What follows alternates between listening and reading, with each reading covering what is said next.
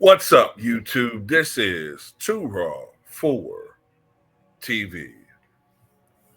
All right, so I meant to talk about this yesterday, but I got a little bit sidetracked. And that is that Dallas Mavericks general manager Nico Harrison, of course, he is one of the general managers along with Rob Pelinka, involved with the trade, the blockbuster trade, one of the big trades of all time, that swapped Anthony Davis for Luka Doncic. Well, he has been getting death threats, so much so that he fears for the safety of his family, and security has been boistered around himself and his family. So, reading from an article from Basketball Network, Nico Harrison has been subjected to death threats. Mavs general manager will need heavy security in first home game since Doncic trade. The aftermath of Luka Doncic's stunning trade with the Lakers is still felt throughout the sports world. Dallas Mavericks general manager Nico Harrison remains the subject of severe scrutiny. The decision to move a perennial league MVP candidate has infuriated Mavericks fans, and heightened security will reportedly be required in the team's upcoming home game.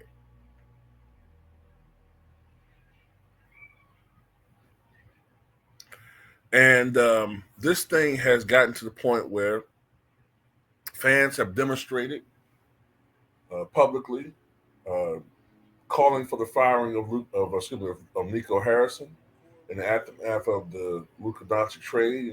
Dallas fans, they love Luka, and Luka had been embraced by the culture, embraced by the city. And the abruptness of the trade, I think, is what's adding to this. The surreptitiousness of the matter, the quietness. This was not on anybody's radar. A lot of times, these types of big, huge trades, no matter how quiet you try to keep it, there's going to be rumblings about it. There's going to be rumors.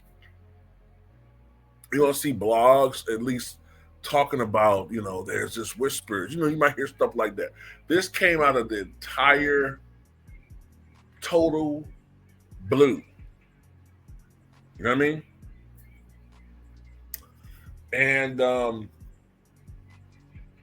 it's gotten ugly to the point where, as I said earlier, and it's in the title of the video, Nico Harrison is getting death threats.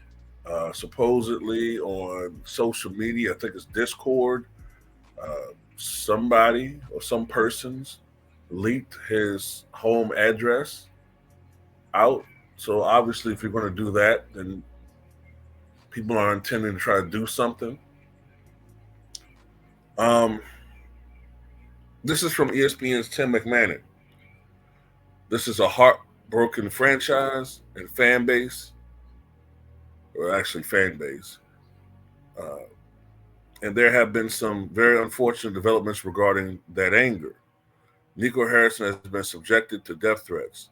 There have been racial epithets included in some of those, obviously. And I'm going to get to that in a moment. Certainly, security is going to be beefed up. Nico Harrison is not going to be in his normal in the stands position.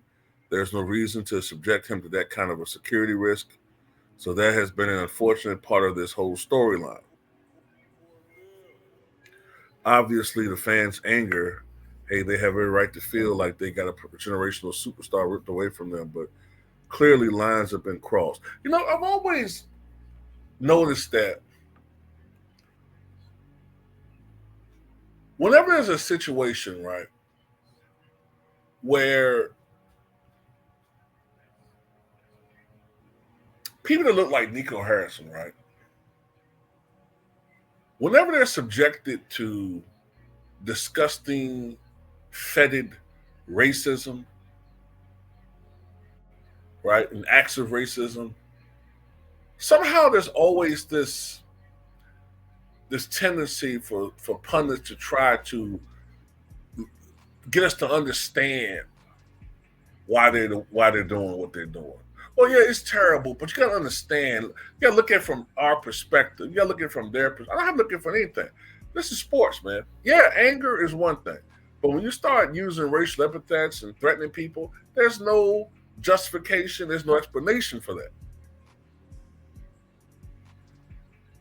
I mean, I could go past sports and put a little bit of this on the poor example that we see from social media and our political climate. Our political climate has gotten to the point where it's become okay to dehumanize your opponent, to demean your opponent, to wish ill of your opponent,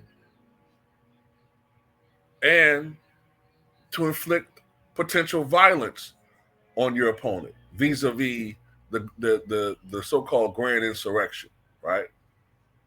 Which is nothing but a damn riot. But people want to associate that word riot with people look like me. You know what I mean? And yes, there is that racial component there. With Nico, there's definitely a racial component. So this is my thing. I get fans being pissed, but if this Anthony Davis trade works and they win the championship this year or next year, these fans owe him a goddamn apology. But you know that won't happen. That's not going to happen. They're not going to give Nico credit. That somehow they're going to erase him from the picture. You know, and I'm talking about the fans. They're not going to give him credit. They're going to give it to, I don't know, somehow Mark Cuban. You know, they'll give it to somebody other than Nico.